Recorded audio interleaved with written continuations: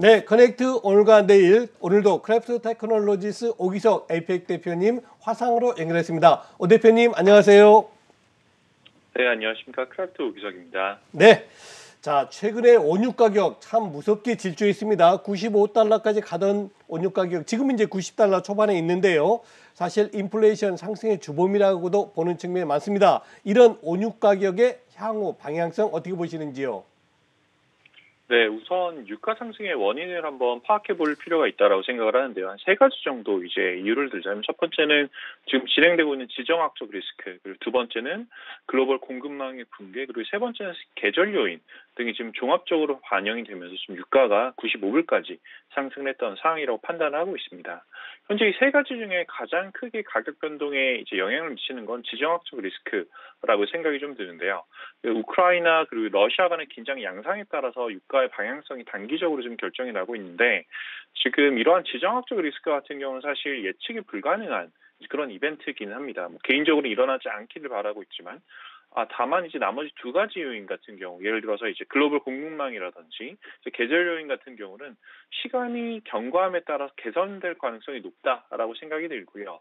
오미크론 자체가 현재 극성이긴 하지만 지금 아시아를 제외한 나머지 국가들 같은 경우는 이제 조금씩 규제가 좀 완화가 되고 있고 지금 그 봉쇄가 풀리고 있는 그런 단계이기 때문에 결국 글로벌 공급망 자체는 시간이 지나면 개선이 될 수밖에 없고 계절 요인 같은 경우도 지금 겨울이 지나고 있는 상황이기 때문에 상대적으로는 조금 위험이 완화될 가능성이 높다라고 판단이 듭니다.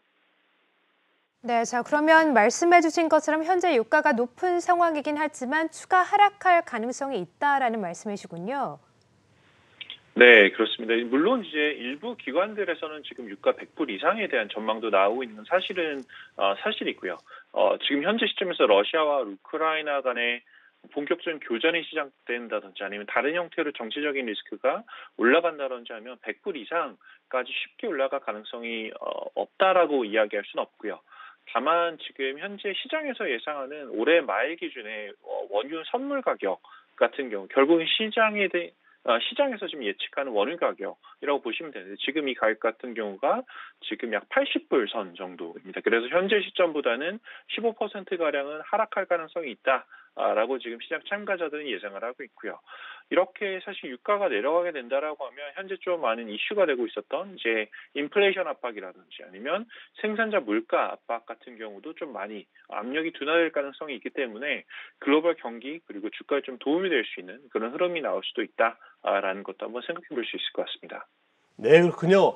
방금 오 대표님 말씀 중에서 인플레이션이 언급이 있으셨는데요. 최근에 미국의 물가 지수 보면 거의 40년 내 최고치 7%가 넘는 물가 아니었습니까? 그래서 지난 1970년대죠. 미국 FRB 의장이었던 볼커 액션, 다시 말해서 과감한 금리 인상을 언급하고 있는데요. 이 부분은 어떻게 보십니까? 네, 지금 현재 시장에서 그 3월 FOMC 회의에서 기대하는 금리 인상이 한 번에 두 단계, 그러니까 50bp가 올라간다. 라고 본 두 단계 상승을 예상하는 수준이 약 한 30% 정도 되는 상황입니다. 그 연말까지는 6에서 7차례 가까운 금리 인상, 굉장히 과격한 금리 인상을 예측을 하고 있는데 약 한 달 전만 해도 이제 금리 인상 예측 횟수가 한 3차례에서 4차례 정도밖에 안 되지 않겠냐, 2022년은.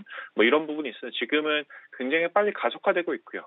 결국 이 부분 같은 경우는 최근에 발표했던 미국의 인플레이션의 극단적인 상승이 그 원인이 되었다라고 볼 수가 있고 지금 이제 여기서 더 큰 문제는 사실 단순히 인플레이션만 상승하는 게 아니다라고 좀 봐야 될 것 같은 게 그 인플레이션이 높다라고 너무 두려워하지는 않아도 된다라는 말씀 좀 드리고 싶은 것 중에 하나가 지금 인플레이션은 굉장히 40년의 최고치까지 상승을 했지만 인플레이션만 상승했느냐라고 보면 그건 아니거든요.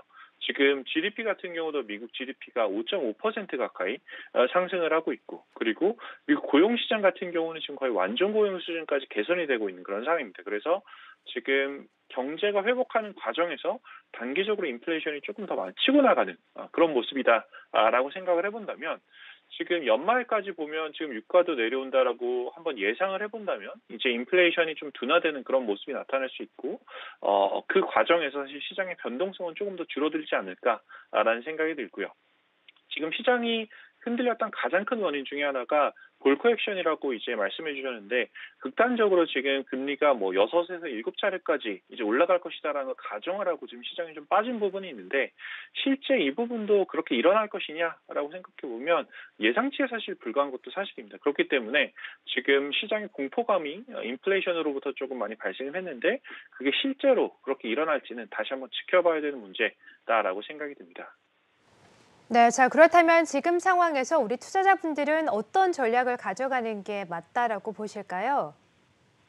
네, 이 부분 사실 가장 어려운 이제 부분이긴 한데, 이게 비교가 될 수 있는 격언인지는 모르겠지만, 뭐 무소식이 희소식이다라는 그런 이제 말이 있는 것처럼, 어쩜 시장이 굉장히 빠르게 급변하는 상황에서 너무 잦은 투자 의사 결정을 하는지 않는 것이 이제 뭐 나을 수도 있다. 장기적으로 봤을 때 나을 수 있다라고 생각을 하는 게, 사실 시장이 어려운 상황일수록 자산 배분 전략의 묘수가 혹은 묘미가 좀 필요하다라는 생각이 듭니다. 그래서 가장 간단하고 가장 효과적인 자산 배분 방법은 이제 뭐 두 가지 이제 자산으로 구분해서 위험 자산 그리고 안전 자산을 구분해서 투자를 구성을 하고, 그리고 초기에 이제 구성했던 비중, 예를 들어서 주식은 70% 그리고 현금 혹은 채권 등의 안전 자산은 30% 비율로 이제 지속적으로 이 비율을 유지하기 위해서 이제 노력하는 방법이 리밸런싱이라고 생각이 들고요. 그 방법 같은 경우는 이제 가격이 단기적으로 상승한 이제 그런 자산은 이제 매도해서 비중을 줄이고, 가격이 하락한 혹은 비중이 하락한 그런 자산은 이제 추가 투자를 하는 그런 방법으로 의미를 하는데, 이 경우 사실 굉장히 높은 확률로 이제 고평가된 자산에서는 이익을 실현하고, 이제 저평가된 자산에서는 이제 추가적인 이제 수익을 얻을 수 있는 이제 그런 전략이 되거든요. 그래서 이런 자산 배분의 묘미와 함께 좀 장기적인 투자 관점이 필요한 상황이 현재 2022년이 아닌가라는 생각이 듭니다.